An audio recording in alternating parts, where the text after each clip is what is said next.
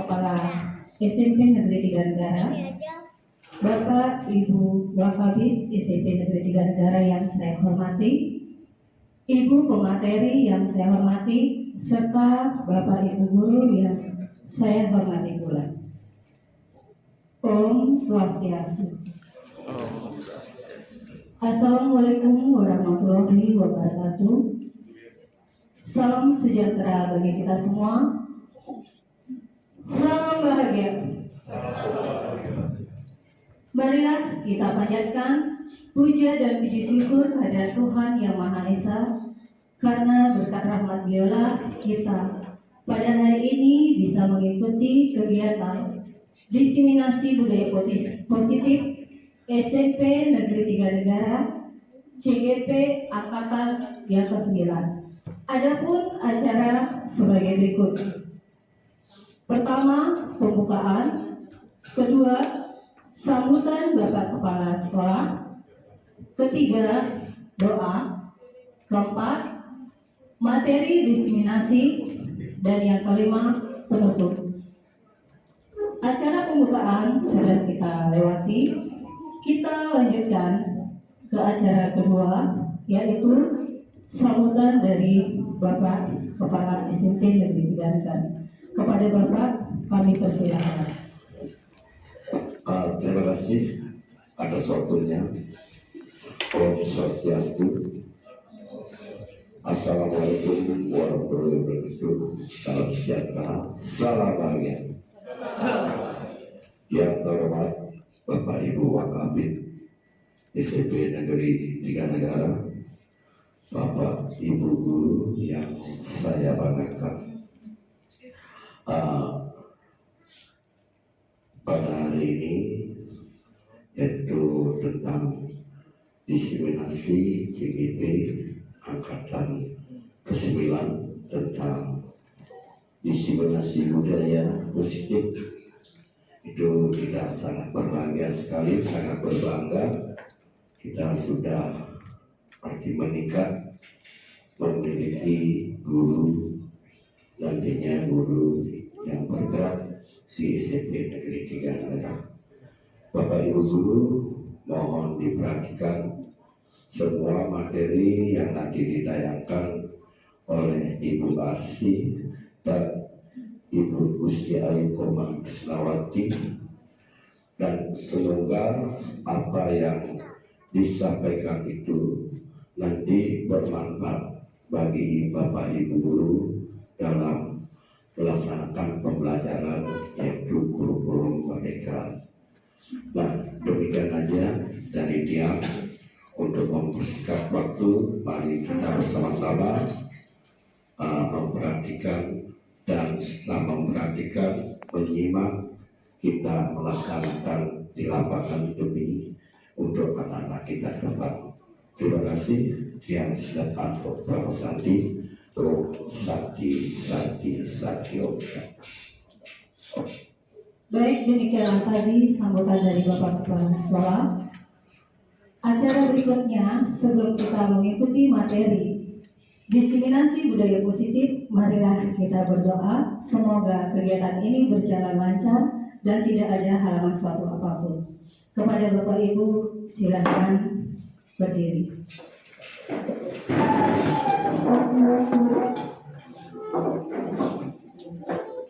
Kepada Bapak Ibu guru, marilah kita berdoa sesuai dengan agama dan kepercayaan kita masing-masing. Berdoa mulai.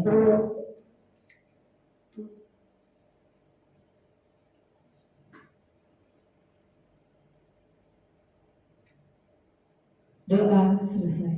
Kepada Ibu guru, silakan duduk kembali. Acara selanjutnya materi diseminasi yang disampaikan oleh Ibu Gusti Ayu Komang Krisnawati. Kepada Ibu kami persilakan.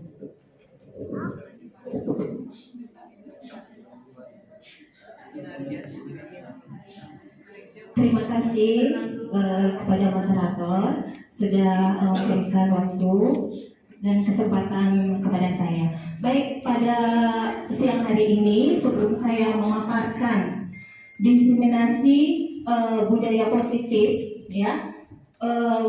Alangkah baiknya jadi kita lakukan ice breaking terlebih dahulu. Baik Bapak Ibu silakan berdiri dulu semuanya. Baik, tadi untuk ice breakingnya sudah disampaikan sama Bu Arsi, dan sekarang saya akan membuat ice breaking. Jadi di sini melatih konsentrasi Bapak Ibu ya. Jadi untuk tangan kiri diangkat dan telunjuk, diangkat telunjuknya, dan tangan kanan nanti tangan kiri ya. Ya baik. Jadi nanti yang tangan kanan nanti kalau saya bilang Mirna bukan Mirma ya. Jadi kalau saya bilang ada kata Mirna, jadi Bapak Ibu silakan menangkap telunjuk temannya.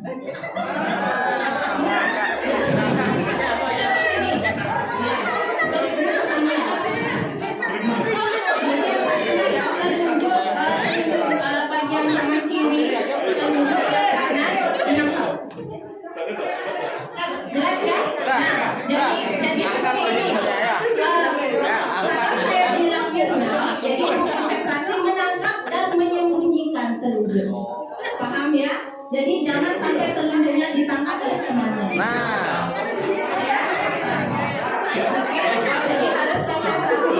Yang tangan satu menangkap, yang satu menyembunyikan. Konsentrasi.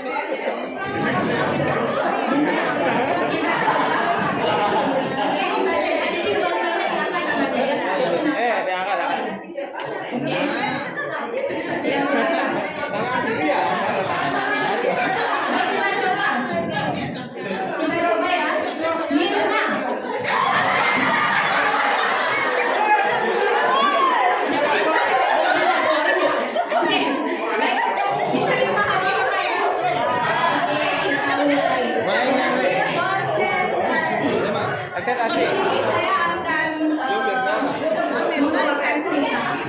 Aku ngerekam kamu bagusan. Bisa dimulai? Bisa. Pada pagi hari, Ali pergi ke rumah Budi.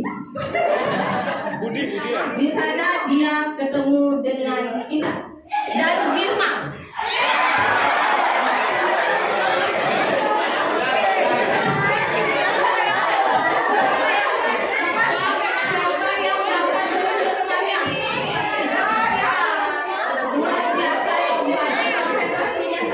Biasa. Baik, terima kasih Bapak Ibu. Jadi di sini nanti di sini ada materi pemberian reward, itu nanti disampaikan setelah pemaparan materi. Baik, terima kasih. Bapak Ibu semuanya. Baik, jadi sekali ini saya akan memaparkan ya tentang aksi nyata modul 1.4 itu tentang budaya positif, di mana ini merupakan salah satu tugas saya sebagai calon guru penggerak. Baik, jadi sedikit profil dari saya Bapak Ibu ya. Bapak Ibu guru sudah tahu, jadi nama saya Gusti Komang Trisnawati, jadi guru informatika di SMP Negeri 3 Negara.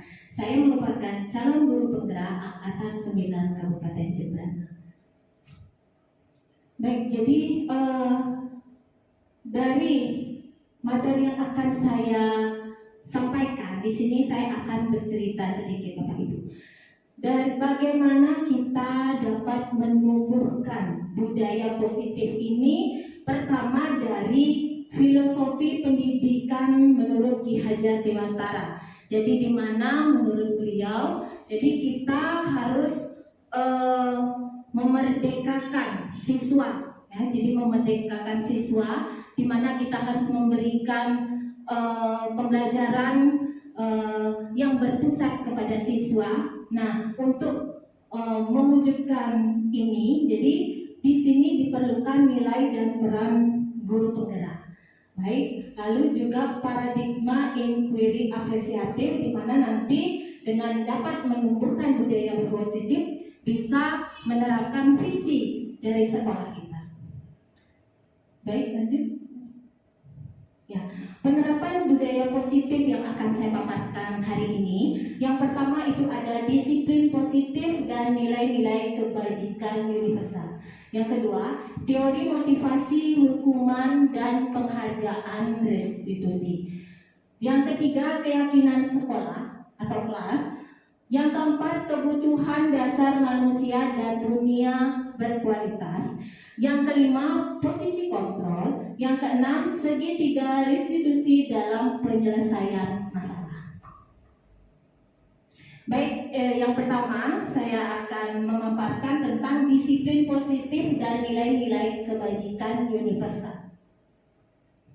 Disiplin positif. Jadi cara penerapan disiplin yang mengajarkan anak-anak bertanggung jawab dan menumbuhkan kesadaran diri berdasarkan nilai-nilai kebajikan. Lalu disiplin positif lebih ke arah disiplin diri yang dapat mengontrol diri dalam melakukan segala tindakan. Lalu disiplin diri dapat membuat murid memahami dan menyadari berdasarkan motivasi internal, bukan akibat paksaan, pujian, ataupun hukuman. Makna disiplin.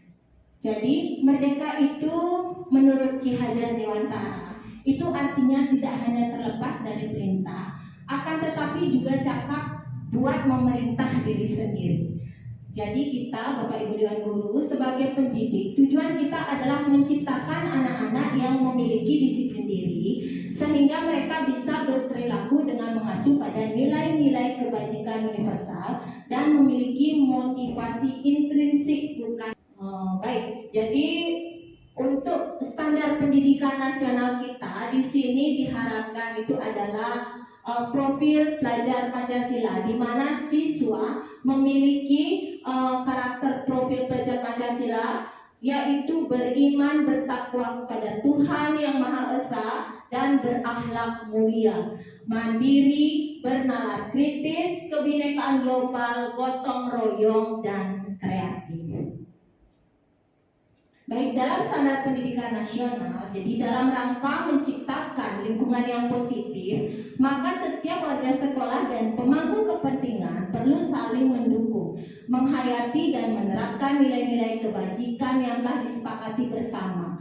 Untuk dapat menerapkan tujuan mulia tersebut, maka seorang pemimpin pembelajaran perlu berjiwa kepemimpinan sehingga dapat mengembangkan sekolah dengan baik, agar terwujud suatu budaya sekolah yang positif sesuai dengan standar kompetensi pengelolaan yang telah ditetapkan.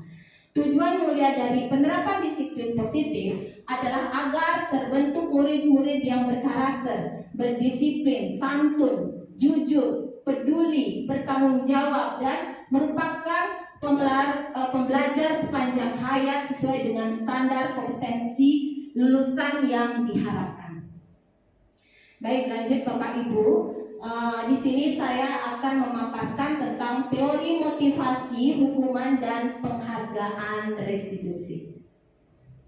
Motivasi eksternal berasal dari luar, bukan dari dalam diri kita sendiri. Itu yang pertama ada untuk menghindari ketidaknyamanan hukuman. Jadi ini adalah salah satu motivasi eksternal. Ada 3 motivasi Bapak Ibu ya. Yang kedua, untuk mendapatkan imbalan dan penghargaan dari orang lain. Nah, motivasi yang muncul ini itu adalah motivasi eksternal yang berasal dari luar, bukan dari dalam diri kita sendiri. Lalu yang ketiga itu ada motivasi untuk menjadi orang yang mereka inginkan dan menghargai diri sendiri dengan nilai-nilai yang mereka percaya. Nah, ini adalah motivasi internal ya, jadi muncul dari dalam diri mereka sendiri. Baik, jadi yang pertama, untuk menghindari ketidaknyamanan atau hukuman, sebenarnya mereka sedang menghindari permasalahan yang mungkin muncul dan berpengaruh pada mereka secara fisik, psikologis maupun tidak terpenuhinya kebutuhan mereka bila mereka tidak melakukan tindakan tersebut. Lalu yang kedua, ini motivasi untuk mendapatkan imbalan atau penghargaan dari orang lain. Ini orang dengan motivasi ini akan bertanya apa yang akan saya dapat apabila saya melakukannya. Mereka juga melakukan sesuatu untuk mendapatkan hadiah atau pengakuan dan imbalan. Baik, yang ketiga, jadi motivasi untuk menjadi orang yang mereka inginkan dan menghargai diri sendiri dengan nilai-nilai yang mereka percaya. Ini adalah motivasi yang akan membuat seseorang memiliki disiplin positif, karena motivasi berperilakunya bersifat internal, bukan eksternal. Jadi muncul dari dalam diri mereka sendiri. Baik Bapak Ibu. Baik, lanjut Bapak Ibu ya. Jadi hukuman, konsekuensi dan restitusi. Nah, di sini hukuman itu termasuk identitas gagal. Jadi yang termasuk identitas sukses itu adalah konsekuensi dan restitusi. Baik, jadi konsekuensi dan restitusi itu termasuk disiplinar ya. Jadi hukuman yang sekiranya jadi hukuman itu sesuatu yang menyakitkan harus terjadi, sedangkan konsekuensi sesuatu harus terjadi. Restitusi merupakan pilihan. Lalu yang hukuman tindakan nyaman untuk murid, anak untuk jangka waktu panjang. Tapi kalau konsekuensi tidak nyaman untuk murid atau anak untuk jangka waktu pendek. Nah, itu bedanya ya Pak Ibu ya. Lalu restitusi menguatkan untuk murid, anak dalam waktu yang jangka panjang. Nah, di sini hukuman itu korban mendapatkan keadilan, tidak mendapatkan keadilan ya Bapak Ibu ya. Jadi di sini konsekuensinya itu adalah korban bisa diabaikan, sedangkan yang restitusi itu korban mendapatkan ganti. Nah, lanjut untuk hukuman murid atau anak akan tersakiti kalau yang konsekuensi murid atau anak dibuat tidak nyaman, sedangkan yang restitusi murid atau anak mendapatkan penguatan. Kita lanjut ya Bapak Ibu Guru. Nah, untuk hukuman perilaku pasif agresif itu meningkat. Nah, untuk konsekuensi penguatan hanya bertahan dalam jangka waktu pendek. Lalu yang restitusi masalah terpecahkan. Yang hukuman sistem tidak akan berjalan bila murid tidak takut. Nah, itu. Yang konsekuensi memerlukan monitoring dan supervisi terus-menerus dari guru. Restitusi murid belajar bertanggung jawab untuk perilakunya. Yang hukuman berlaku hanya pada sebuah institusi, tidak berlanjut pada kehidupan nyata. Lalu yang konsekuensi membantu penerapan mengikuti peraturan dalam masyarakat. Yang restitusi fokus pada pemecahan masalah dalam waktu panjang.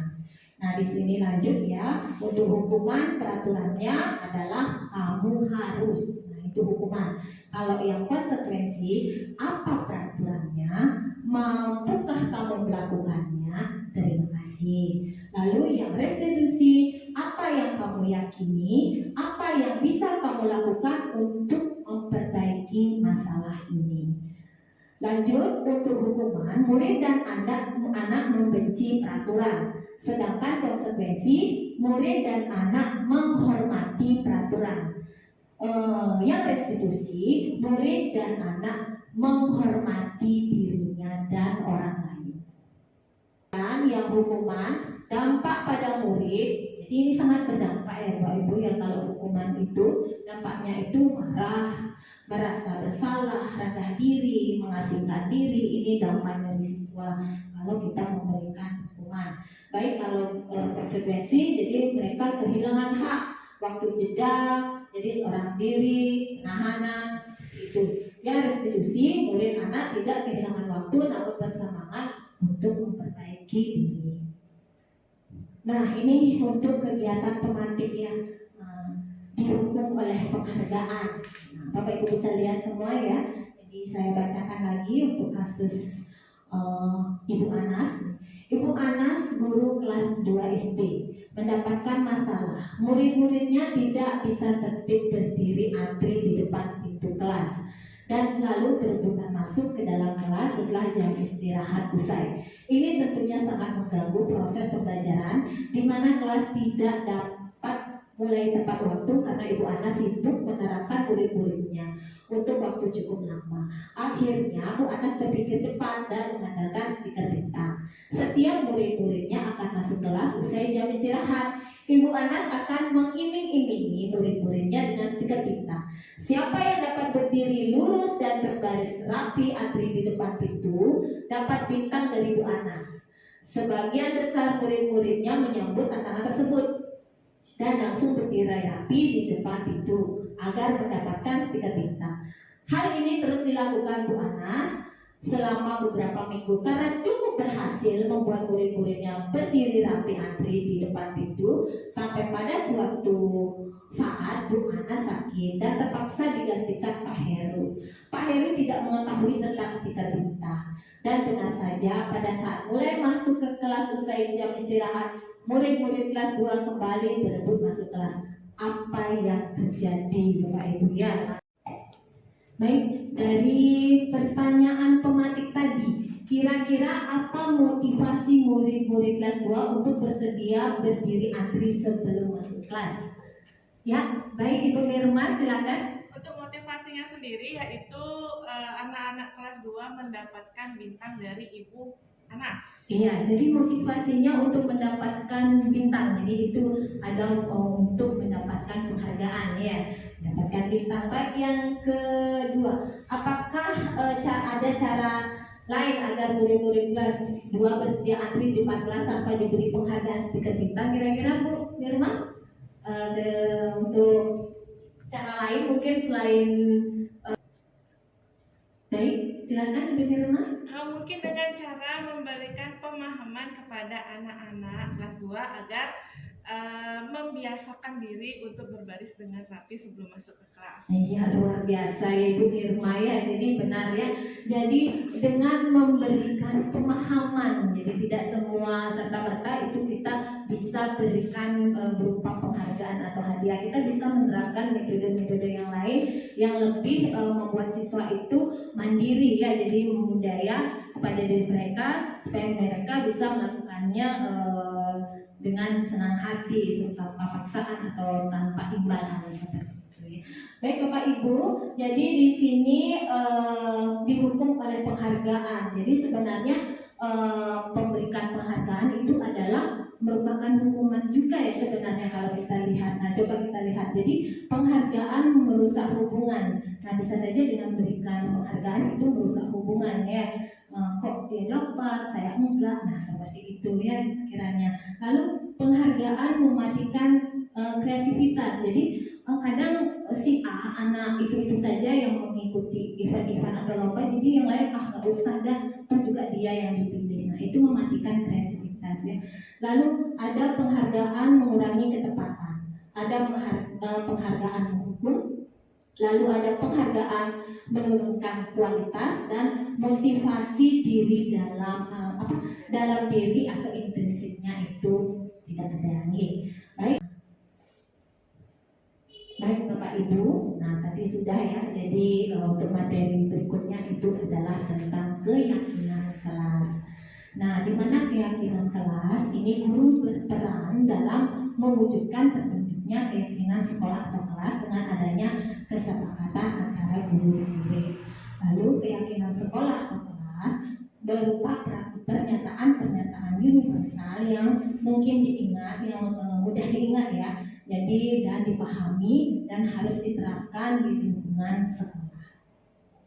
Baik Bapak Ibu, mengapa keyakinan kelas? Jadi kenapa bukan peraturan kelas? Baik, di sini saya jelaskan ya. Jadi di sini ada contoh Bapak Ibu ya. Mengapa kita memiliki peraturan tentang penggunaan helm pada saat mengendarai kendaraan roda 2 atau motor? Nah, di sini kemungkinan jawabannya itu adalah apa? Keselamatan. Ya. Lalu, mengapa kita memiliki peraturan tentang penggunaan masker dan mencuci tangan? setiap saat. Nah, kemungkinan jawabannya adalah untuk kesehatan dan keselamatan. Nah, jadi Bapak Ibu, jadi kalau sudah kita memiliki keyakinan, ya, jadi kita tahu jadi dampaknya apa nanti apabila keyakinan itu tidak dijalankan. Ya, gitu. Kalau sudah tahu dampaknya apa, saya yakin namanya keyakinan itu pasti akan dijalankan tanpa ada paksaan dari orang lain, ya. Baik, Bapak Ibu, nilai-nilai keselamatan atau kesehatan inilah yang kita sebut sebagai suatu keyakinan, ya, yaitu nilai-nilai kebajikan universal yang disepakati secara tersirat dan tersurat, lepas dari latar belakang suku, negara, bahasa maupun agama. Kelas itu harus tetap kita lakukan juga revisi, jadi kita evaluasi lagi, ya. Jadi keyakinan kelas itu bisa berubah setiap waktu, ya. Manusia dan dunia berkualitas. Di mana 5 kebutuhan dasar manusia itu ada pertanyaan tematik yang bisa Bapak Ibu baca.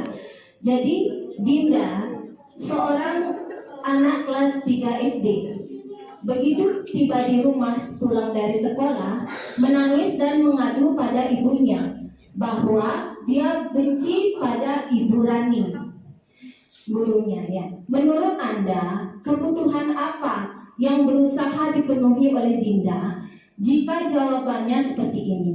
Bila Anda berada dalam posisi Ibu Rani dan mendengar informasi dari Ibu Dinda tentang peranan Dinda hari itu, perasaan Dinda hari itu, apa yang akan Anda lakukan pada Dinda besok ketika Dinda masuk ke sekolah agar kebutuhan Dinda terpenuhi? Nah, baik, Bapak Ibu bisa lihat di depan. Ada jawaban Dinda. Ibu guru bilang, aku tidak boleh bersenandung sewaktu mengerjakan tugas. Katanya, kelas harus tenang, tidak ada suara. Kan nggak seru jadinya. Nah, di situ ada kebutuhan yang tidak terpenuhi dalam diri siswa, ya. Jadi di situ ada kebutuhan apa yang tidak terpenuhi, Ibu? Bapak Ibu, ya, kesenangan. Ya, jadi di sini, jadi tindakan kita kira-kira apa untuk memenuhi kebutuhan kesenangan tersebut? Mungkin ada yang bisa memberikan pendapat, kira-kira. Baik, ya, silakan. Baik, terima kasih atas waktunya. Menurut saya, di sini Dinda memiliki pengalaman atau kebutuhan yang ia inginkan agar suasana kelasnya seru. Kita bisa melakukan icebreaker atau memberikan permainan, mengajak anak-anak untuk bernyanyi atau seperti memberikan konsentrasi, tepuk tangan dan sebagainya. Terima kasih, itu saja. Oke, baik, terima kasih Bu Suparti. Ya, jadi maksud tadi memberikan ice breaking seperti yang kita lakukan di awal tadi, ya. Jadi bisa kalau kita sudah melihat sekiranya anak sudah bosan dengan materi yang sudah kita paparkan. Jadi di situ kita harus melihat anak ini pinginnya apa gitu. Jadi kita bisa melakukan ice breaking biar anak-anak konsentrasi lagi, bersemangat lagi dalam mengikuti pembelajarannya. Terima kasih, ya, bagus sekali tadi pendapatnya dari Bu Suparti. Nah, berikutnya, Ibu guru tidak menyapaku hari ini, padahal aku pakai jepit rambut, ya, baru. Nah, di sini kebutuhan apa yang tidak terpenuhi, Bapak Ibu? Yang tidak terpenuhi adalah kasih sayang dan rasa diterima. Jadi kita sebagai guru paling tidak kita memberikan perhatian, ya. Jadi itu yang dibutuhkan anak-anak kadang.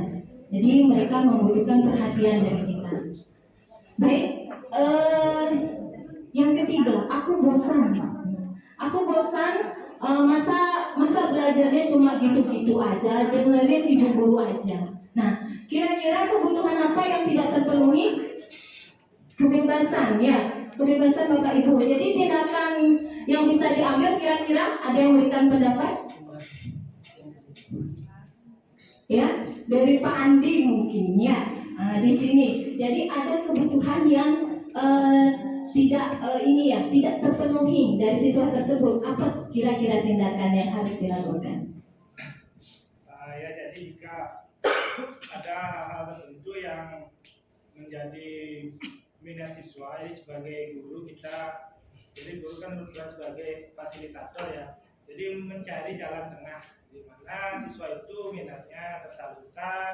Kemudian jika minat siswa tersebut mengganggu pembelajaran, dicarikan diarahkan ke hal-hal yang tidak mengganggu situasi kelas, akan diarahkan ke ekstrakurikuler tertentu sehingga minat siswa itu bisa tersalurkan.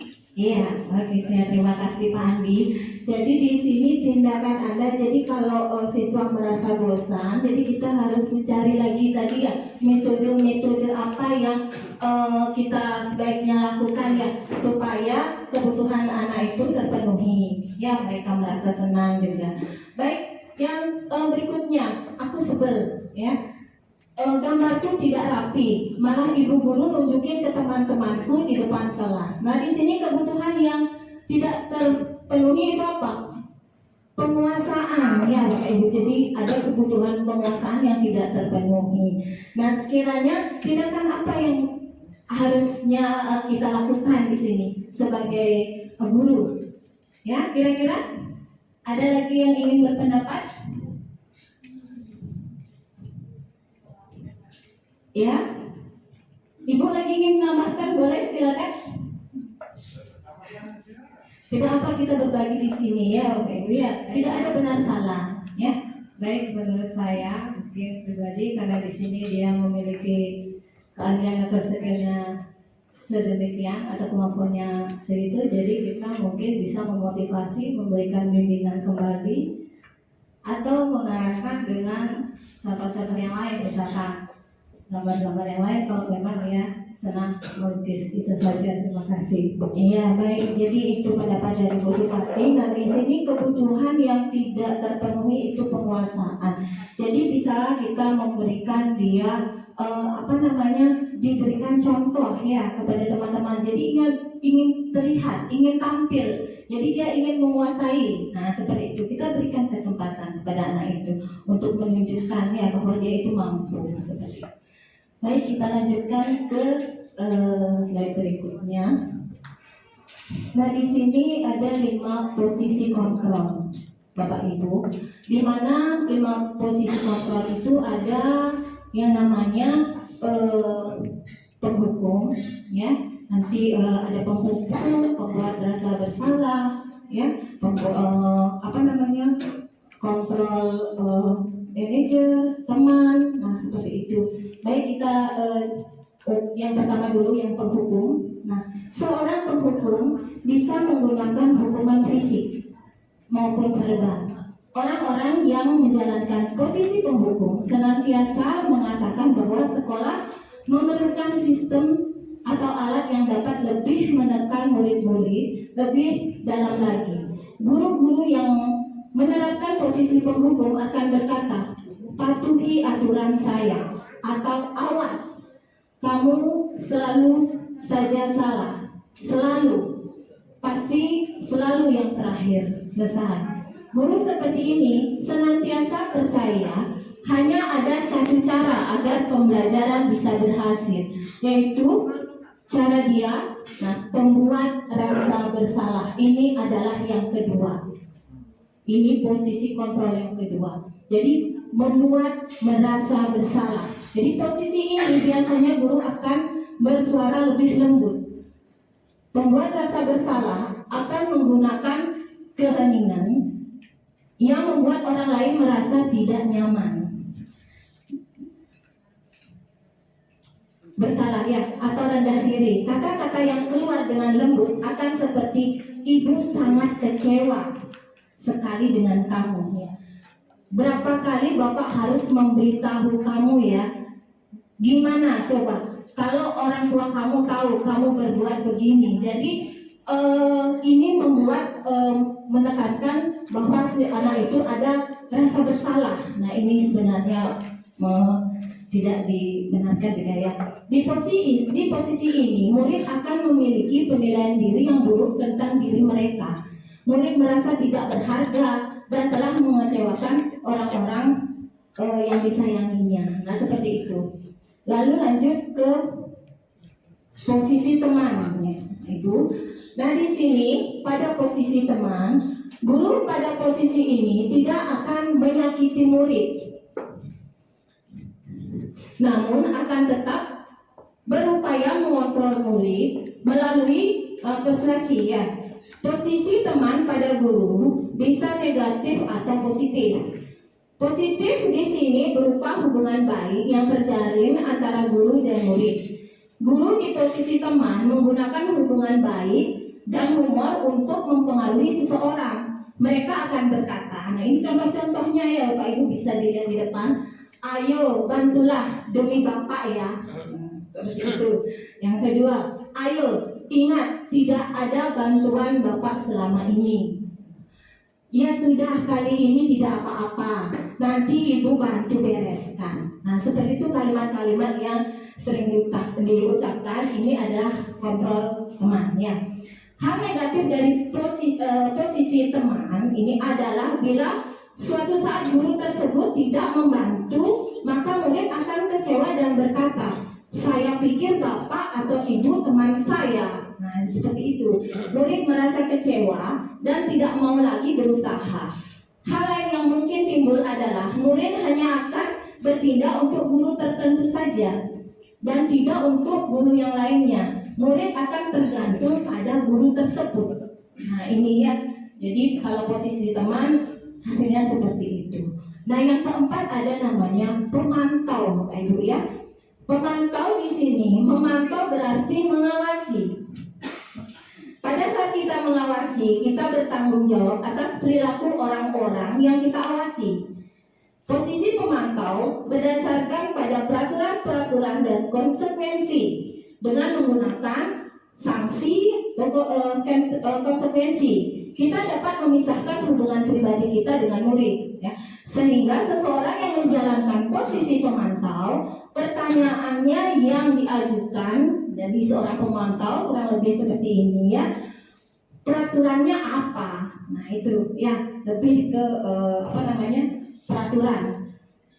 Yang kedua, apa yang telah kamu lakukan? Sanksi atau konsekuensinya apa?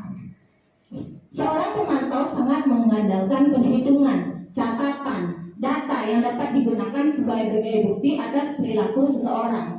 Posisi ini akan menggunakan slip catatan, ya, daftar cek. Posisi pemantau sendiri berawal dari teori stimulus respon. Nah, yang menunjukkan di sini ada posisi manajer. Nah, ini sebenarnya yang diharapkan Bapak Ibu ya. Jadi apa itu posisi manajer?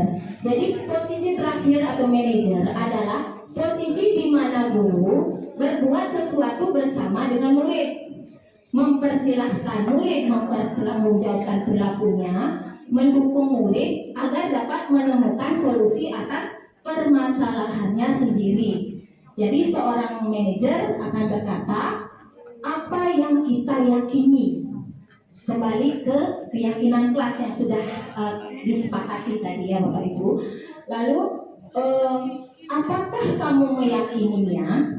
Jika kamu meyakininya, apakah kamu bersedia memperbaikinya? Jika kamu memperbaiki ini, hal ini menunjukkan apa tentang dirimu? Lalu pertanyaan berikutnya yang mungkin sering digunakan ya, apa rencana kamu untuk memperbaiki hal ini? Baik, jadi tugas seorang manajer bukan untuk mengatur perilaku seseorang. Kita membimbing murid untuk dapat mengatur dirinya.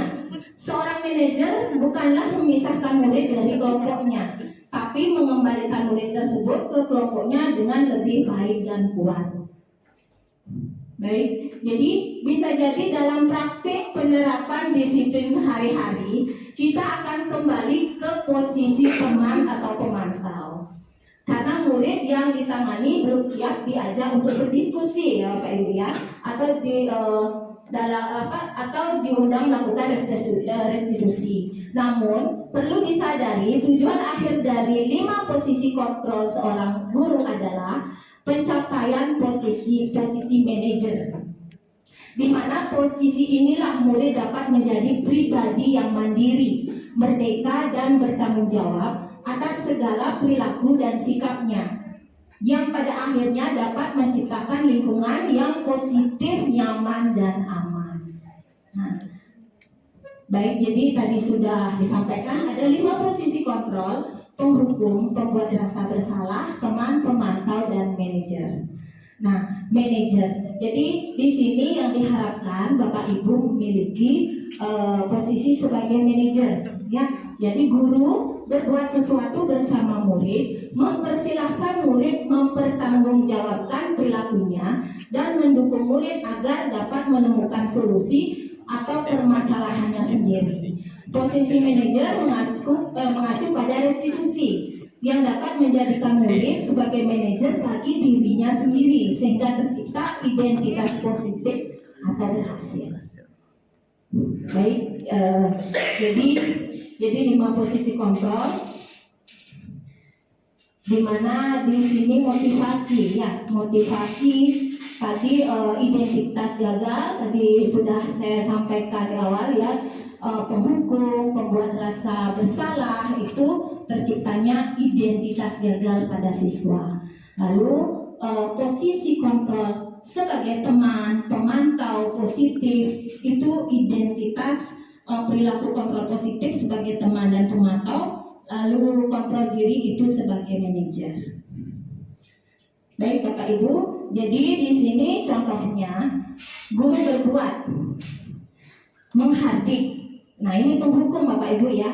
Menghardik, menunjuk, menyakiti, menyindir, itu adalah posisi penghukum. Pembuat merasa bersalah, itu guru berbuat seperti apa, ya? Berceramah, menunjukkan kekecewaan mendalam, nah seperti itu. Lalu sebagai teman, membuatkan alasan-alasan untuk murid-murid. Lalu pemantau, menghitung dan mengukur. Kalau posisi manajer, jadi guru berbuat itu adalah mengajukan pertanyaan-pertanyaan. Nah seperti itu.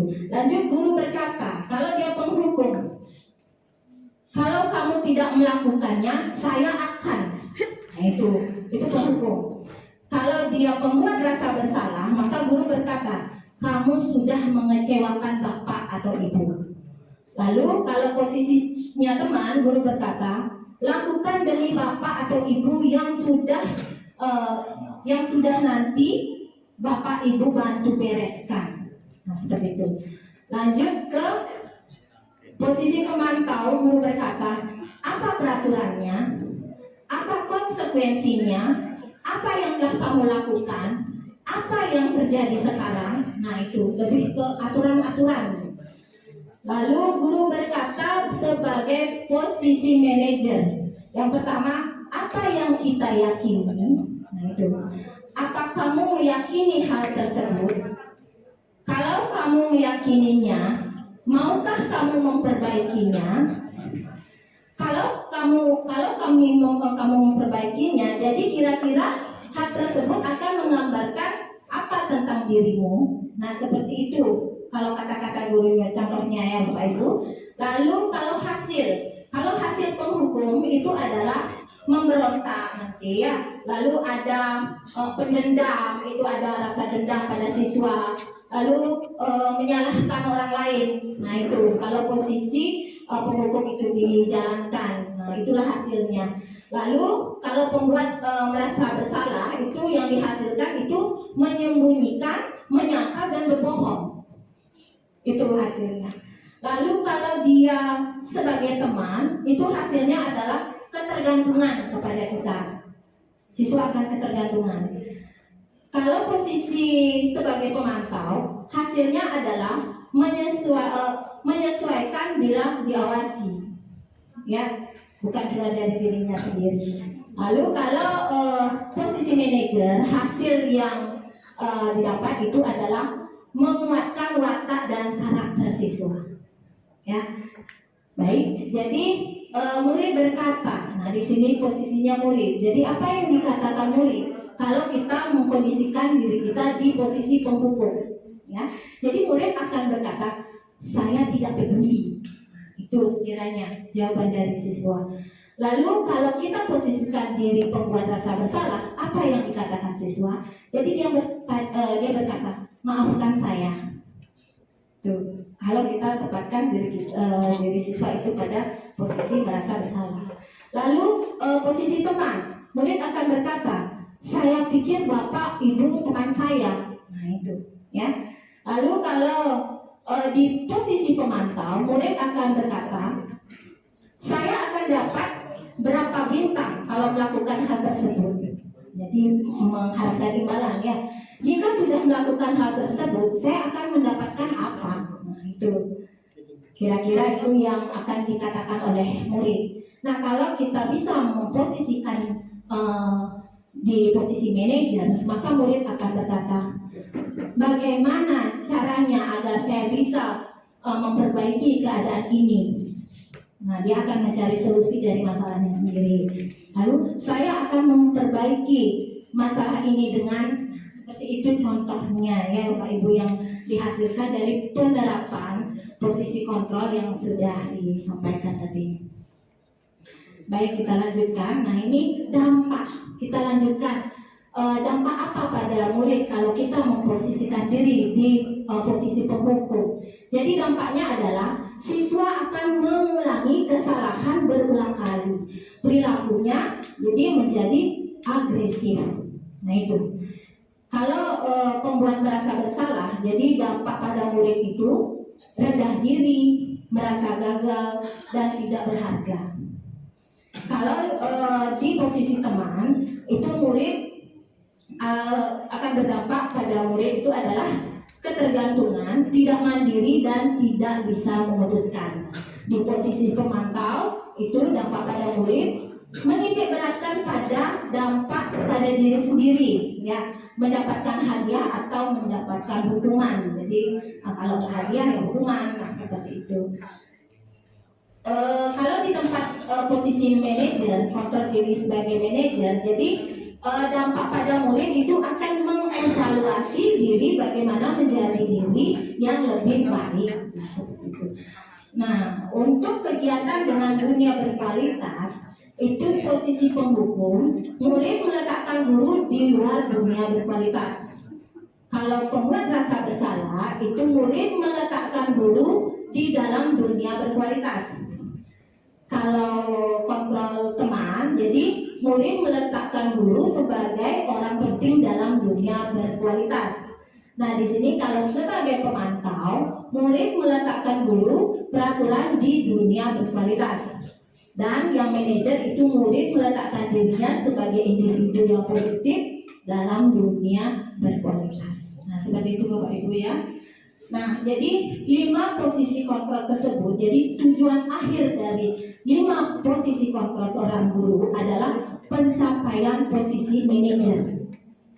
Jadi di mana posisi inilah murid dapat menjadi pribadi yang mandiri, merdeka, dan bertanggung jawab atas segala perilaku dan sikapnya, yang pada akhirnya dapat menciptakan lingkungan yang positif, nyaman, dan aman. Nah, seperti itu. Baik, untuk materi berikutnya itu segitiga restitusi dalam penyelesaian masalah.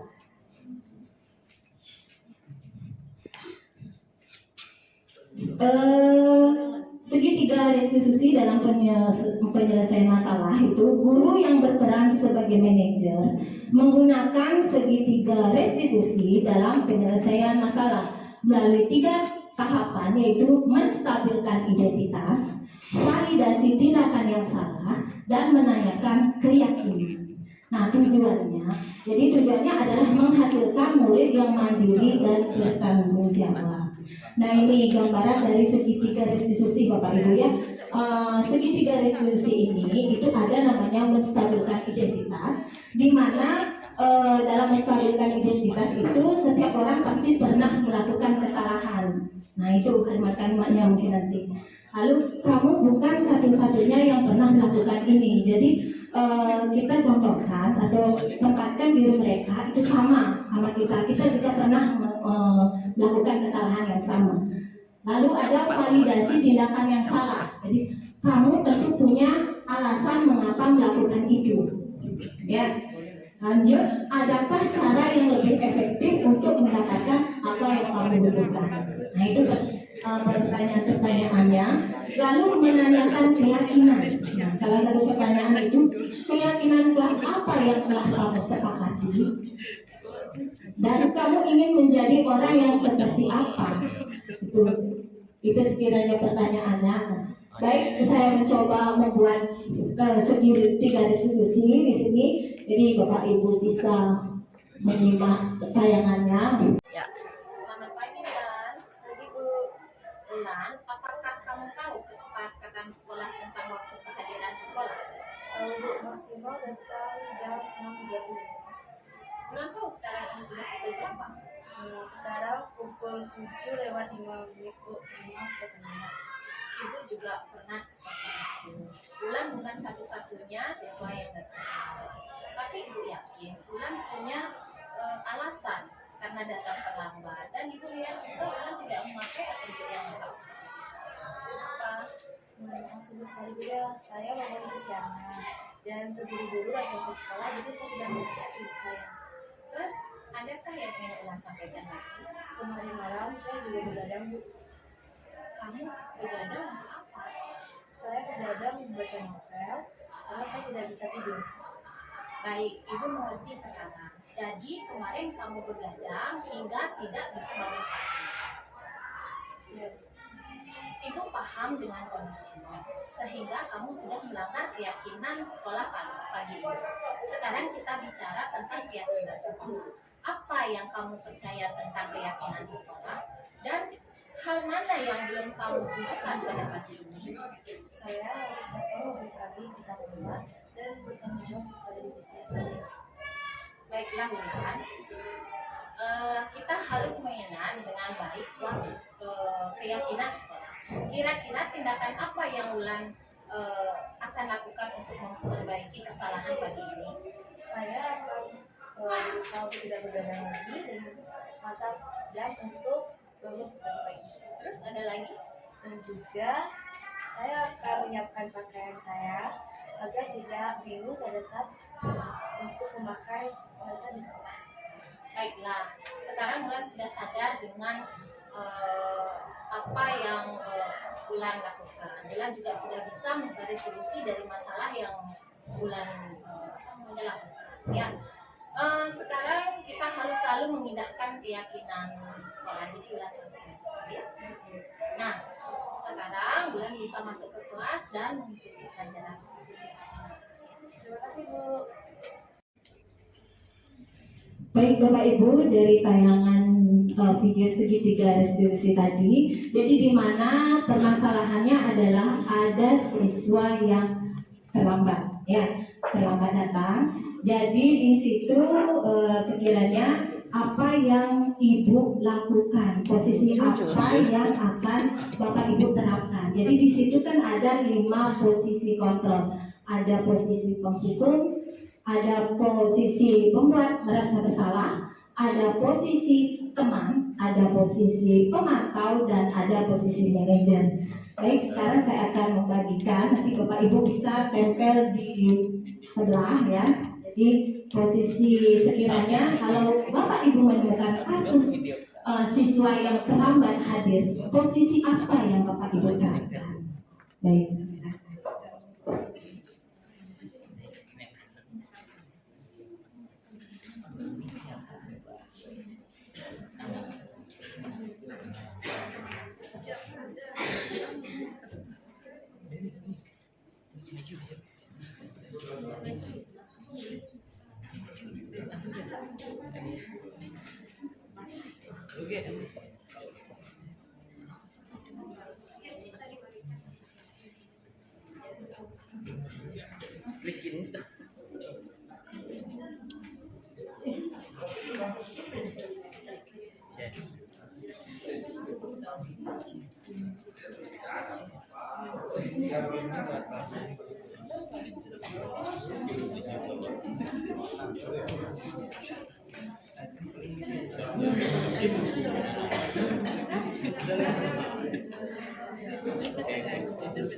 Nama dikaja.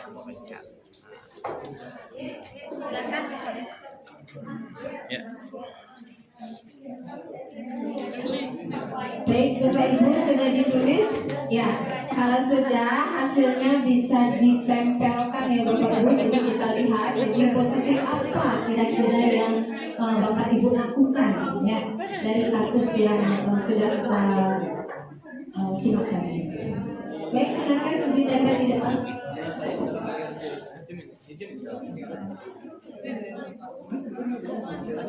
Tempel. Nah.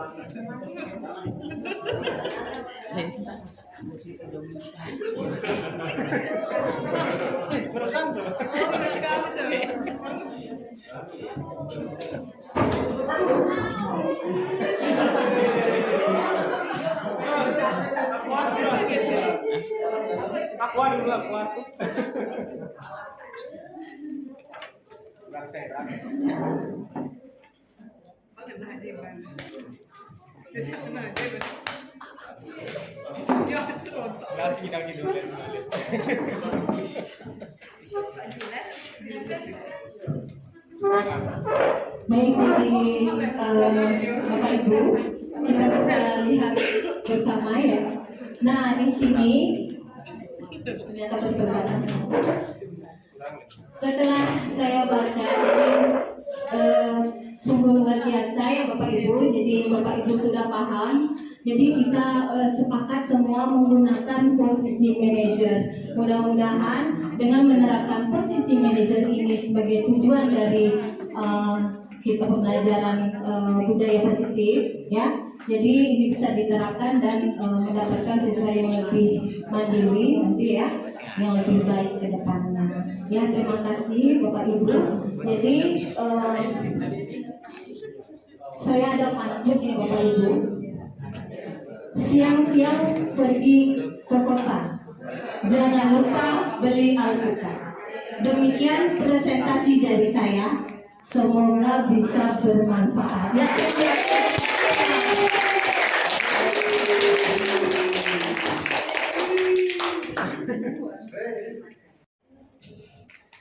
Demikianlah tadi pemaparan materi yang disampaikan oleh Ibu Gusti Ayu Komang Trisnawati. Akhir kata, saya sebagai pembawa acara juga dalam menyampaikan acara ini ada kata-kata yang kurang berkenan, saya mohon maaf. Akhir kata saya ucapkan para musanti, Om Santi Santi Santi Om.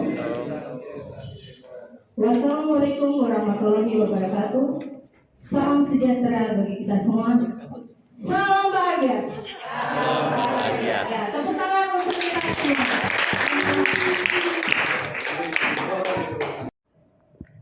Pemaparan dalam diseminasi yang diberikan oleh Krisna tadi sangat bermanfaat bagi guru. Materi yang diberikan sudah sangat sesuai dengan prinsip Merdeka Belajar. Posisi guru dalam membina siswa kita harapkan sebagai manajer dan guru-guru SMP Negeri 3 Negara sudah memahami posisi kontrol itu.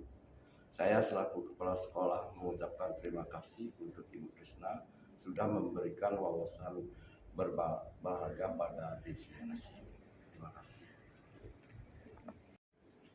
Diseminasi yang diberikan baru saja oleh Ibu Trisna sudah sangat bermanfaat bagi saya khususnya dan juga teman-teman guru lain, yaitu pada proses diseminasi tadi juga ditampilkan atau diberikan materi tentang 5 kebutuhan dasar manusia. Ini sangat bermanfaat bagi saya pribadi untuk tahu bagaimana cara dalam membina siswa nanti, apalagi berkaitan dengan tadi disampaikan segitiga restitusi, cara untuk mendisiplinkan siswa supaya mau bertanggung jawab dengan dirinya sendiri. Ya, saya secara pribadi sekali lagi mengucapkan terima kasih. Diseminasi yang disampaikan sangat berarti bagi saya untuk nanti menjalankan tugas-tugas saya sebagai guru dalam pembinaan siswa. Terima kasih Bu Trisna.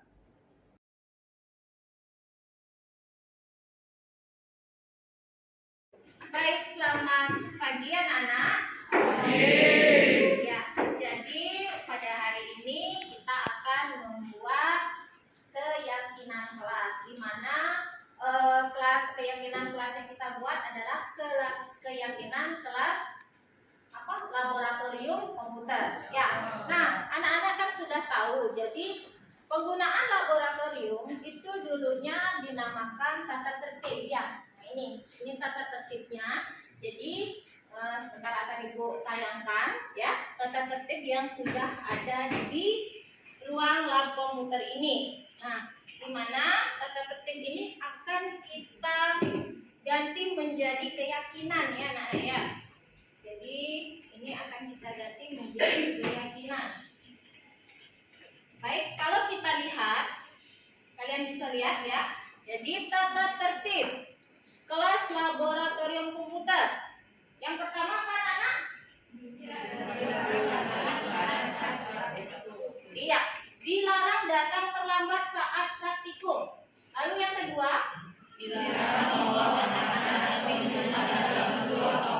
Oke, dilarang membawa makanan dan minuman dalam bentuk apapun. Yang ketiga? Dilarang mengaktifkan HP ketika praktek dimulai.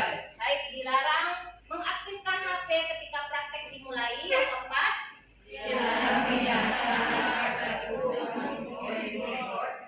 Oke, jadi yang keempat dilarang memindahkan alat praktikum seperti mouse, keyboard, dan lain-lain. Ya.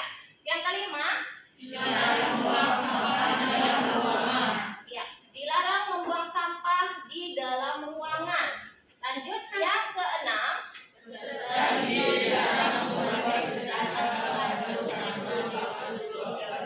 ya, jadi peserta didik dilarang membuat keributan dan gaduh saat di ruang komputer. Lanjut yang ketujuh. Iya, jadi peserta didik dilarang meninggalkan ruangan tanpa seizin guru. Nah, tata tertib kelas laboratorium komputer yang sudah ada, sekarang kita akan rubah menjadi keyakinan kelas ya. Keyakinan kelas laboratorium komputer. Kenapa anak-anak? Jadi di sini keyakinan, kenapa kita harus rubah menjadi keyakinan kelas, bukan peraturan kelas? Nah, baik. Jadi bisa kita lihat dengan adanya keyakinan pada diri siswa, jadi maka siswa akan termotivasi secara internal, bukan eksternal. Kalau tadi tata tertib itu kan perintah ya, bukan atas kemauan sendiri. Tata tertib itu dilarang. Ada kata dilarang, artinya di situ apa? Kalau kalian melanggar itu akan ada apa? Sanksi atau hukuman. Ya, jadi kita menghindari adanya hukuman. Nah, di sini kalian harus memiliki apa? Keyakinan. Ya, kalau kalian sudah yakin, Ibu yakin kalian akan menjalankannya dengan apa? Tanpa terpaksa. Itu adanya dorongan apa? Internal dari dalam diri sendiri. Ya, baik. Jadi kita akan buat keyakinan ini bersama-sama. Jadi tidak Ibu yang buat ya, tapi kalian. Kalau kalian sudah menentukan, jadi kalian harus apa? Mentaatinya. Ya, kan kalian yang buat. Ya, kalian yang buat keyakinan, jadi kalian yang harus menjalankan keyakinan. Paham ya? Oke, baik. Dari tata tertib tadi, kira-kira keyakinan apa yang akan kita sepakati? Yang pertama, ya nanti Ibu bisa tuliskan ya. pendapat, silahkan nanti berdiskusi kira-kira keyakinan kelas apa yang akan kita sepakati. Yang pertama, tadi dilarang apa tadi? Kita lihat yang pertama, kita rubah ya. Dilarang datang terlambat saat praktikum. Jadi kita rubah menjadi apa? Hadir tepat waktu. Iya, hadir tepat waktu. Oke, baik, kita hadir tepat waktu ya. Ibu tulis di papan ya. Hadir tepat waktu. Lagi, yang kedua.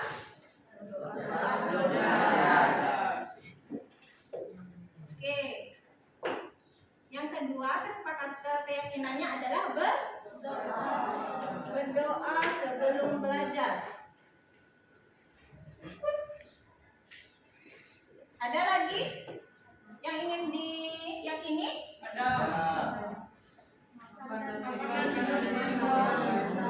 Oke, ya baik. Makan dan minum ya di luar laboratorium ya.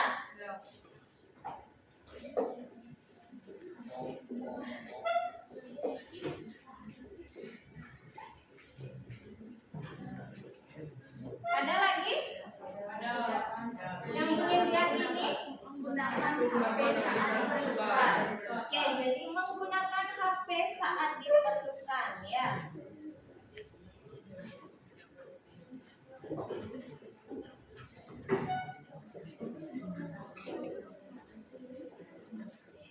Kira-kira ada lagi yang anak?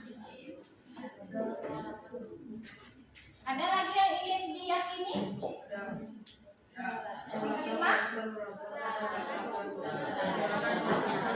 Oke, jadi peralatan komputer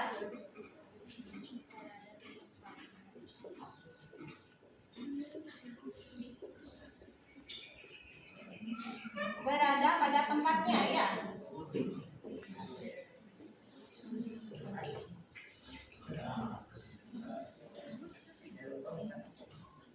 Yang keenam, baik anak-anak, jadi untuk keyakinan kelas yang sudah dibuat tadi ya, jadi kita sederhanakan lagi supaya anak-anak lebih mudah mengingat ya.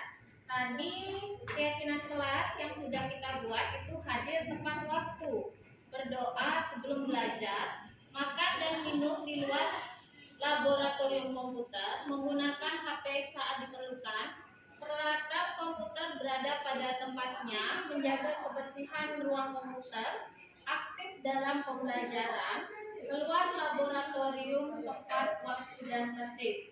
Baik, jadi keyakinan ini akan Ibu sederhanakan lagi. Nah, kalau hadir tepat waktu itu artinya apa anak-anak? Di sini disiplin. Ya, lebih mudah ya. Jadi di sini yang pertama itu adalah disiplin. Oke.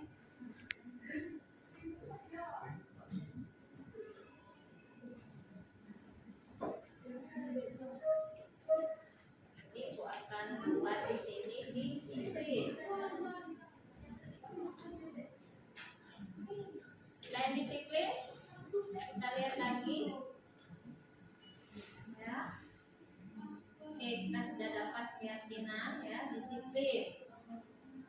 Lalu tadi selain disiplin apa lagi? Berdoa sebelum belajar, makan dan minum di luar laboratorium komputer. Jadi kalau makan dan minum di sini apa yang diyakini? Kebersihan. Jadi ingat dengan kebersihan ya.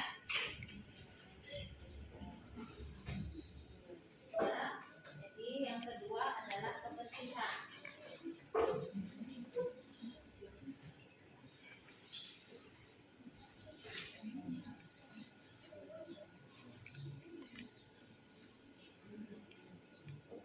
Oke, sudah. Jadi yang kedua sudah kebersihan.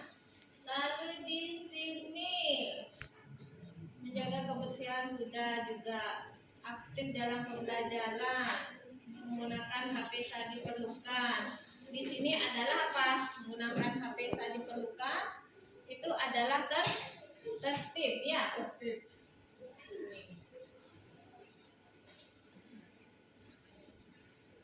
Yang ketiga, oke lanjut, apa lagi anak-anak? Ini disiplin juga. Jadi menghargai orang lain. Ya. Keempat adalah menghargai orang lain.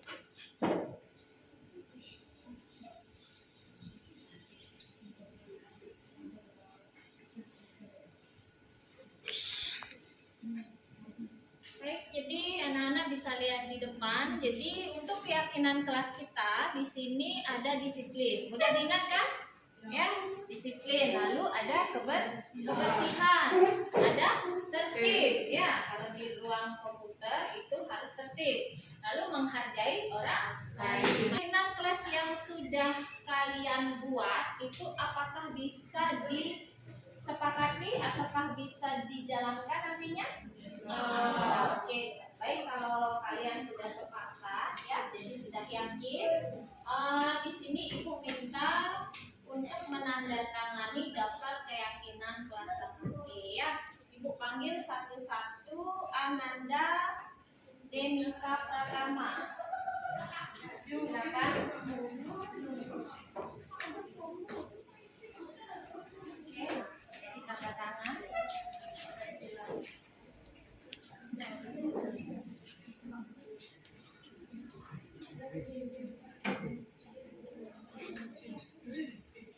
Dilanjutkan Ayu Putu Yunita. Baik, jadi tadi sudah ya, semuanya sudah menandatangani keyakinan kelas. Jadi di mana nanti keyakinan kelas ini yang kita sudah buat, yang kalian sudah buat itu bisa dijalankan dengan baik. Ya, baik, terima kasih anak-anak.